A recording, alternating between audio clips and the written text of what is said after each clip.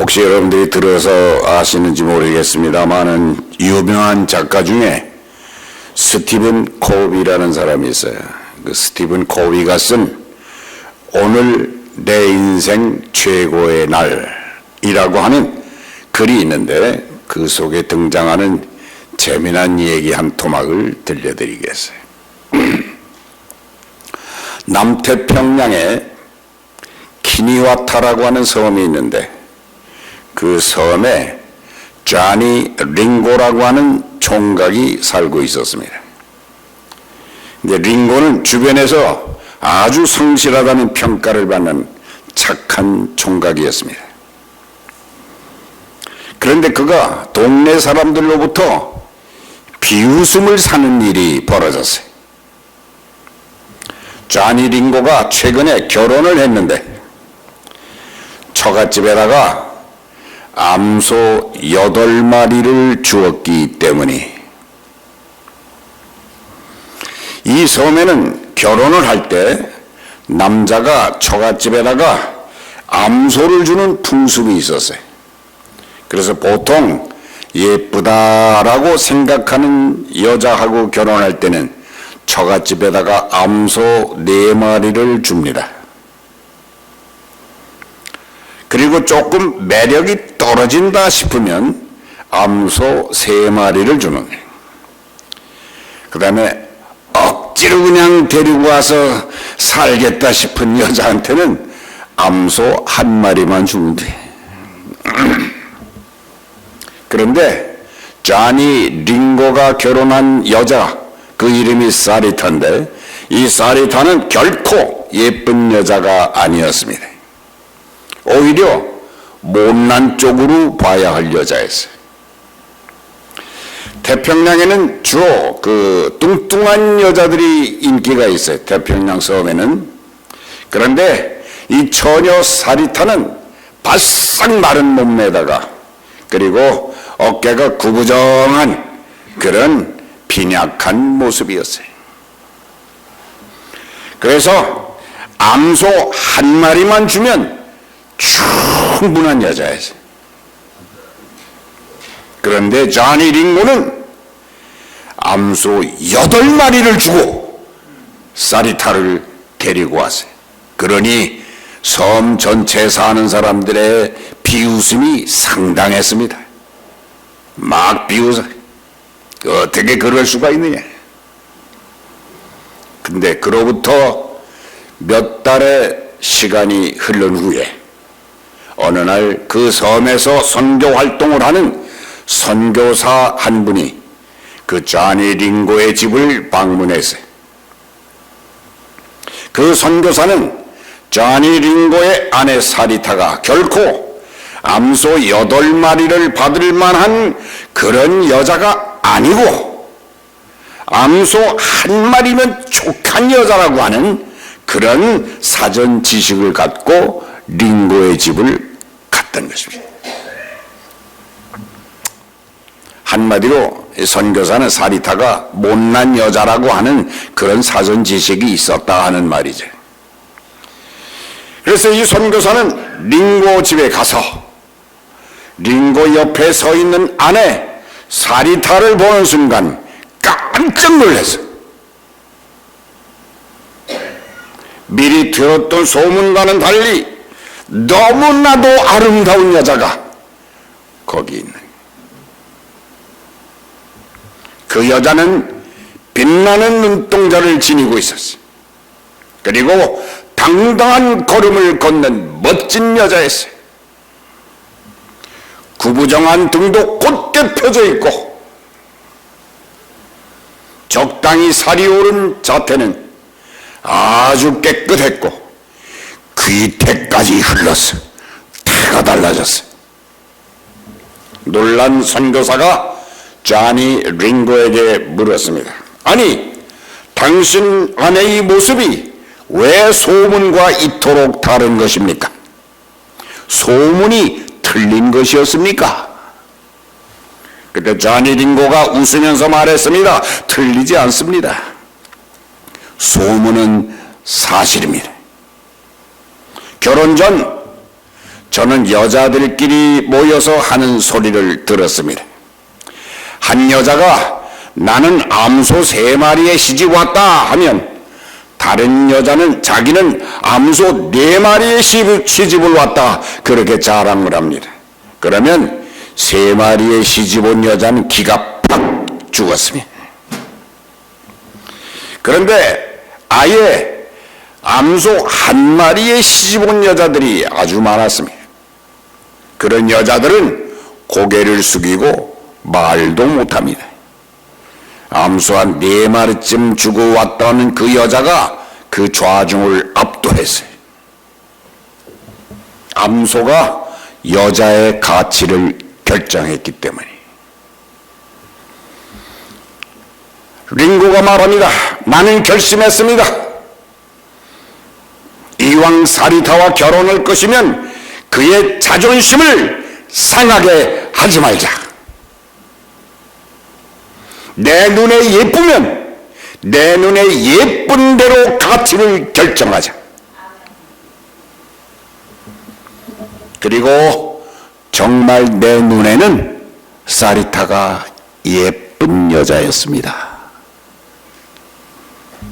그리하여 누구도 더 많은 암소를 낼 수 없을 정도의 암소를 처갓집에 주자.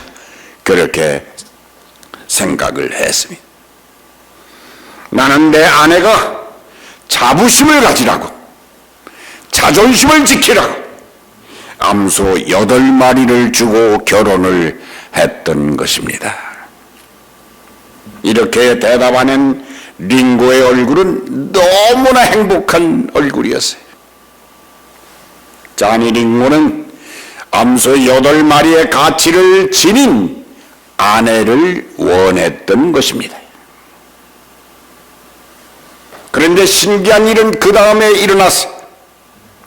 부족해 보이고 예쁘지 않았던 아내 사리타가 암소 8마리에 걸맞는 여인으로 변화되기 시작했다는 것입니다. 특히 자기 자신을 가치 있는 여자로 믿고 기대하는 남편 링고의 마음에 들기 위해서 아름다운 모습으로 자기 자신을 변화시키려고 애를 썼다는 놀라운 사실입니다. 그 여자는 자기를 다시 만들어서 굽었던 등도 펴고 주눅든 것 같은 얼굴을 밝게 지켜들고 청결한 머리와 몸을 유지했어요. 건강해졌습니다. 그리고 자기는 암소 8마리의 가치가 있는 특별한 여자라고 확신을 하니까 정말 몸에 기품이 흐르고 8마리의 수준으로 변화되기 시작했다는. 처음에 시집 올 때 그 시집에서는 사리타를 탐탁하게 생각하지 않았습니다. 못난 여자라고 그렇게 생각을 했어요. 그랬는데 이제는 시집에서도 사리타를 친딸처럼 여기면서 사랑스럽게 대해주기 시작해요. 결국 사랑을 받는 것은 사랑받는 사람의 노력의 결정체라고 하는 사실이에요. 그렇습니다. 자기 자신을 암소 4마리쯤 되는 존재로 생각하면 그대로 4마리 가치를 지닌 존재가 되는 거죠.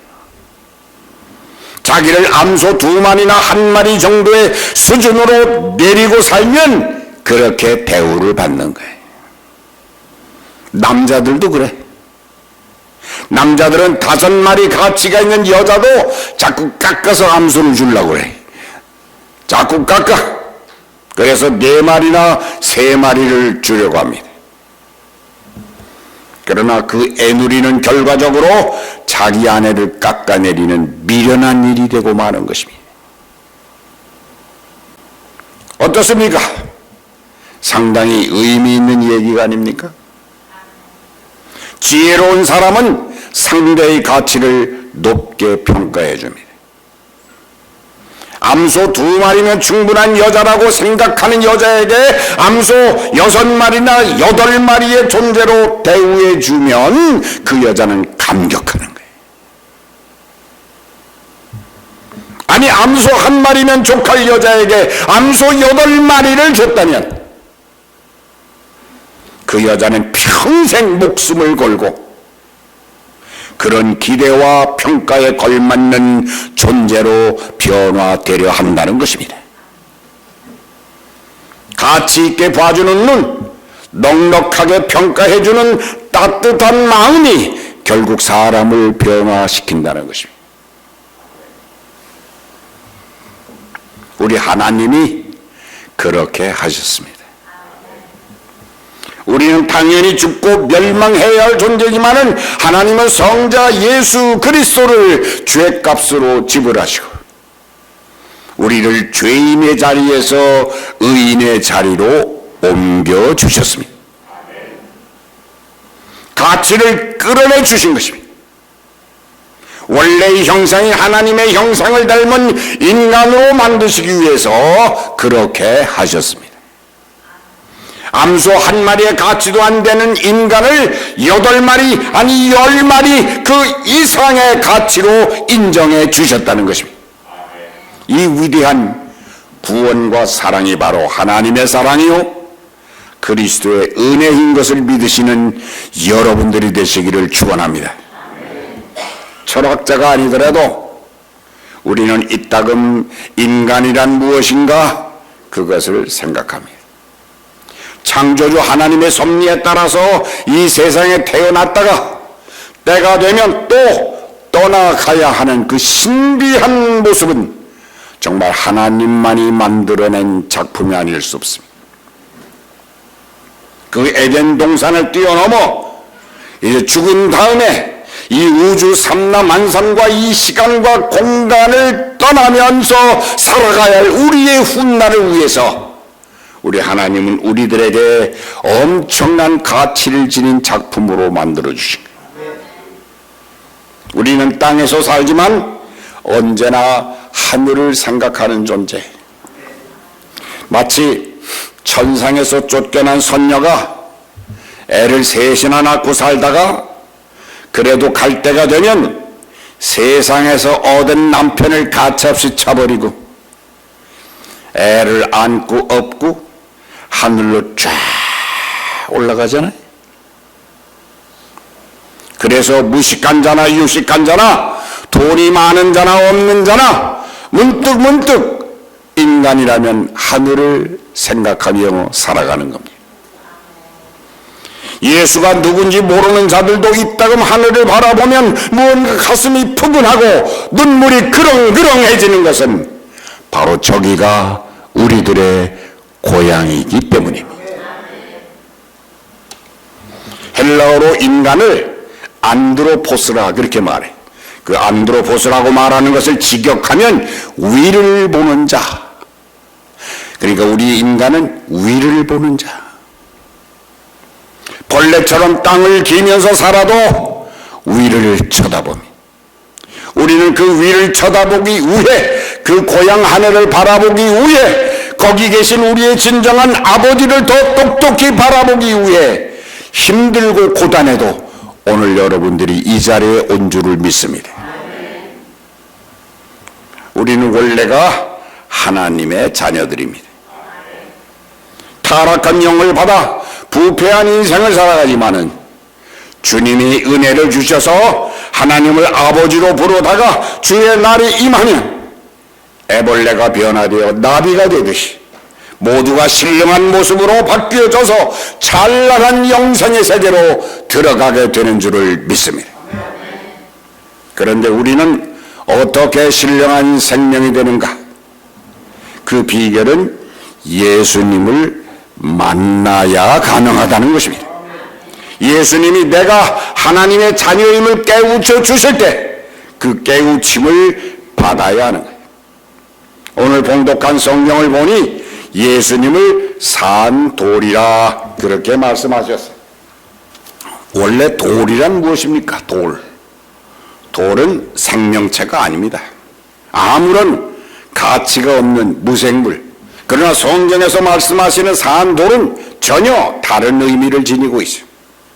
이 돌의 근거는 구약성경 다니엘서에 나옵니다. 재배했던 바빌론 제국의 왕 느부갓네살 왕이 하루 꿈을 꿨어요. 꿈을 꿨는데 엄청난 신상을 보았어요. 그런데 그 신상의 머리는 정금으로 만들어져서 찬란한 빛을 뿜어내고 있었고, 그 다음에 가슴과 팔은 금보다는 못하지만은 빛나는 은으로 만들었어요. 그리고 배와 넓적다리는 강인한 놋쇠로 만들고, 그 다음에 종아리는 강철로 만들었어요. 그리고 발과 발가락은 강철과 진으로 만들어가지고 그렇게 해서 세워놓은 거대한 신상의 모습, 그 꿈을 느부갓네살 왕이 꾸었습니다. 그 신상의 모습은 하나님의 예언을 구체적으로 나타낸 모습이었어요. 세계를 제패하는 나라들을 연대순으로 나누어서 상징하는 것입니다. 말하자면 금은 바빌론, 은은 그리스, 철은 로마로 이어내려오다가 그러다가 서로 강한다는 열국들이 우후죽순처럼 일어나서 이리저리 섞여서 살아가는 오늘 이 시대까지의 모습을 보여주셨습니다. 그 모습을 한번 보여주시더니 신비로운 일이 바로 벌어졌어요. 갑자기 저쪽 허공에서 한 돌이 나타나더니 그 돌이 살아있는 생명체처럼 막 움직이면서 날아오더라는 거예요. 그리고 그 산 돌이 이 거대한 신상에 부딪히면서 그 신상을 단번에 날려버렸어요. 그래서 부서진 신상은 티끌처럼 먼지처럼 날아가 버리고 그 작은 돌이 점점 커지더니 바위가 되고 반석이 되어서 온 세계를 꽉 채웠다는 그런 꿈이, 더 설명하지 않아도 여러분들 짐작하시죠? 이 장면을 통한 하나님의 신령한 뜻이 오늘 여러분들 가슴에 채워지기를 바랍니다. 이 산돌은, 날아온 산돌은 그리스도를 말하는 거예요. 우리의 반석이신 그리스도, 우리의 산성이요 바위이신 예수 그리스도를 상징하는 것입니다. 세상을 평정하시고 새롭게 역사하시는 그리스도의 능력, 그것을 이 시간 믿으시기를 바랍니다. 그런데 이 산돌이신 그리스도가 마지막 심판을 하시기 전 은혜의 시대를 열기 위해서 이 세상에 오셨어요. 그러나 사람들은 그 산돌을 몰라봤어요.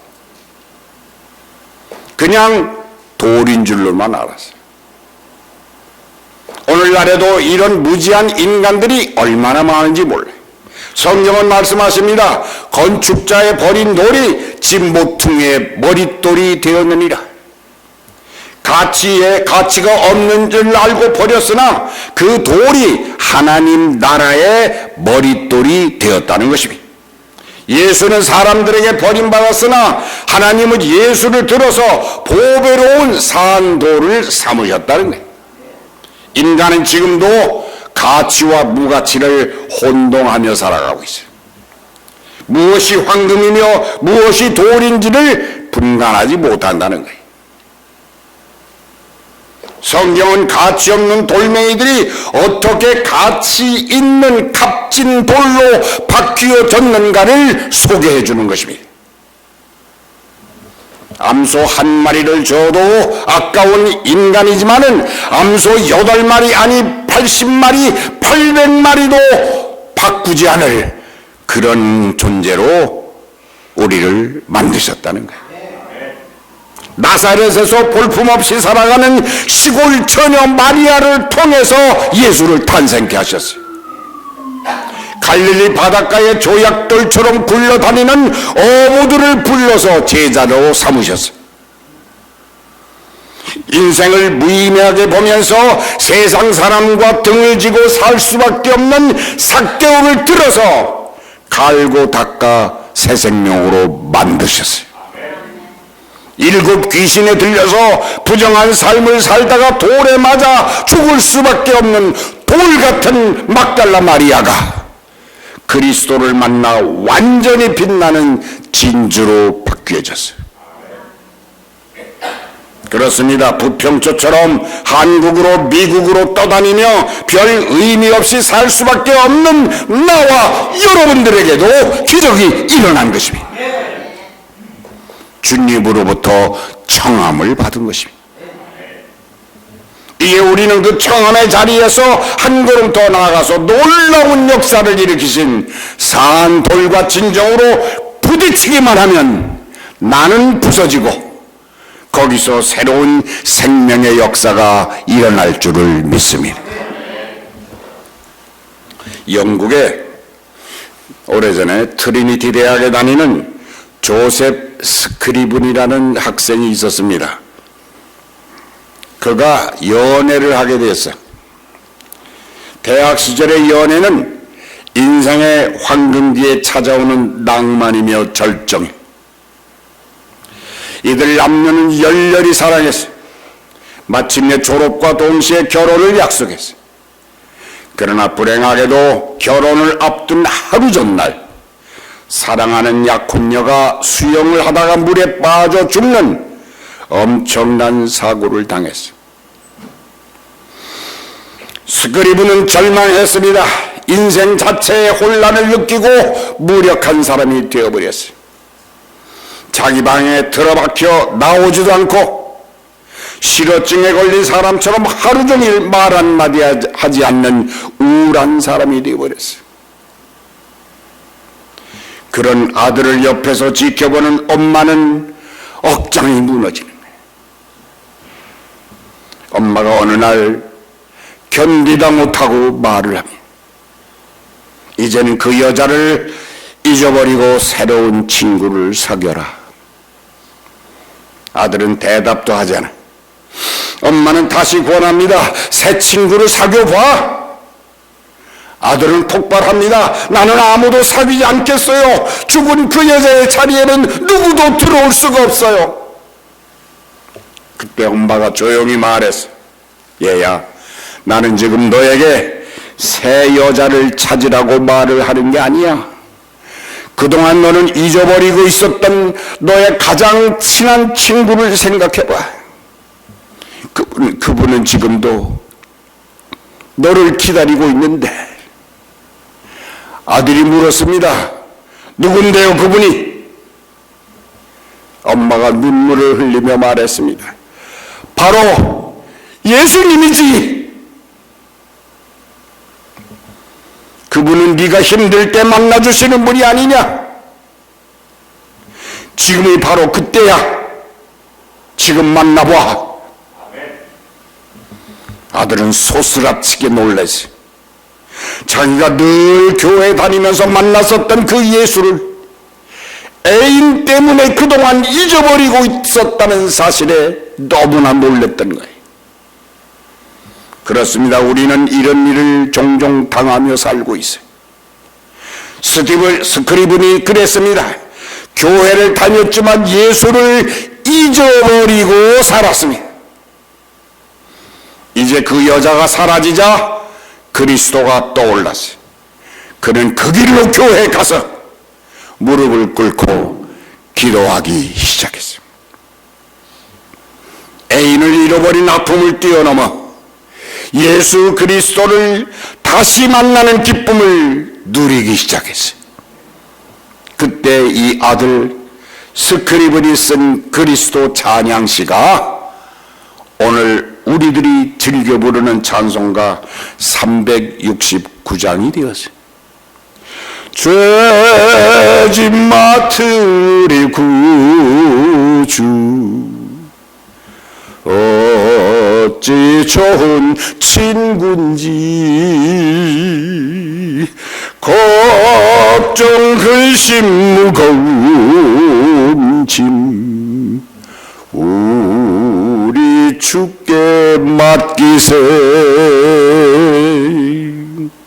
주께 고함 없는 고로 복을 얻지 못하네. 사람들이 어찌하여 아뢰일 줄을 모를까. 3절입니다. 근심 걱정 무거운 짐 아니 진자 누군가. 피난처는 우리 예수 주께 기도 드리세. 세상 친구 멸시하고 너를 조롱하여도 예수 품에 안기어서 참된 위로 받겠네. 산 돌이신 예수 그리스도를 만나시기 바랍니다. 예배를 통해서, 기도를 통해, 말씀을 통해 성도가 살아가는 삶의 퀄리티는 예수를 만나면서 시작하는 거예요. 기쁠 때나 슬플 때나 교회 안에서나 밖에서나 예수로 문제를 해결하고 응답받는 체험적 신앙의 주인공들이 되시기를 소망합니다. 요한복음 8장 47절입니다. 하나님께 속한 자는 하나님의 말씀을 듣나니 너희가 듣지 아니함은 하나님께 속하지 아니하였습니다. 예수 그리스도가 살아있는 돌이심을 믿으시기 바랍니다. 어둠의 권세를 깨뜨리고 새 생명을 창조해 주시고 시작하시는 하늘나라의 주춧돌이심을 믿으시기 바랍니다. 신앙은 시각의 문제. 신앙은 멀리 보게 만드는 힘이, 그 빛을 향해서 최선을 다해 경주한 자녀들에게 산 돌이신 그리스도의 영을 만나는 은혜가 넘치시기를 그리스도의 이름으로 축원합니다.